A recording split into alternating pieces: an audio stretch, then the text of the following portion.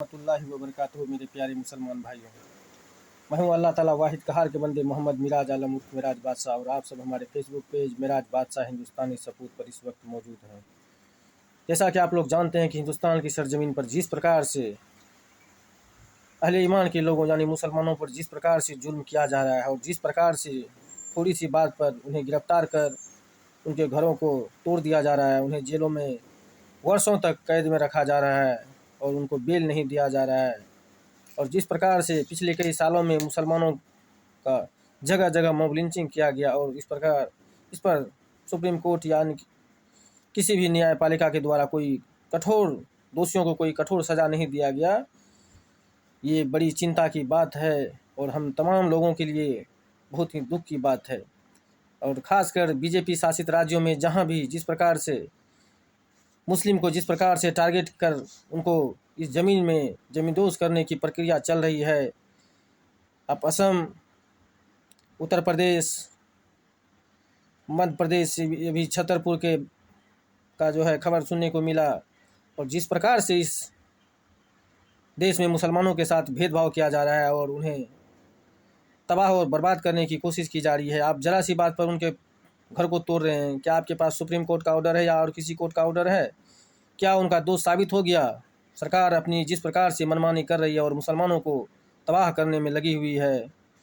ये कहीं न कहीं चिंता का विषय है और इस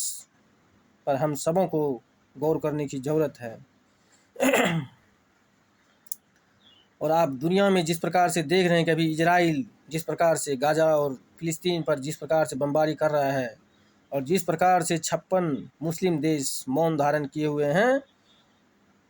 तो हम सबों को इतना तो ज़रूर समझना चाहिए कि इस सरजमीन पर जो जुल्म हो रहा है और जो आगे होने वाला है, इसकी लड़ाई हमें खुद लड़नी है और हमें किसी 56 देश की भरोसे नहीं रहना चाहिए। और हम और आप मुसलमान हैं, इसीलिए हमें और आपको सिर्फ अल्लाह पर ही भरोसा रखना चाहिए कि जो ही मदद इस ज़मीन पर हमें मिलेगा बस अल्लाह की तरफ से मिलेगा, और हमें किसी 56 देशों के भरोसे नहीं बैठना चाहिए। जब गाज़ा की सरजमीन पर और फ़िलिस्तीन में आपने देखा कि किस प्रकार से आज 10 से 11 महीने से जो जंग चल रही है और किस प्रकार के वहाँ हालत बने हुए हैं, इतनी तबाही के बावजूद जब वहाँ के बगल, जबकि सऊदी अरब, तुर्की और अन्य देश वहाँ उनके बगल में हैं, इजिप्ट, जब उन्होंने उस पर कोई एक्शन नहीं लिया, तो क्या इतनी दूर वो लोग आएंगे हम सबों को बचाने के लिए? और हम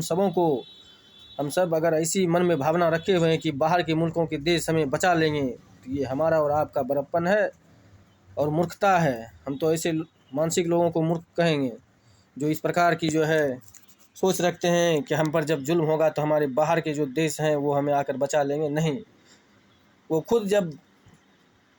दुनिया के सबसे बेहतरीन देश जो ईमान पर चलने वाले लोग हैं, जब उन्हें उन लोगों ने नहीं बचाया, तो हमें और आपको क्या बचाएंगे?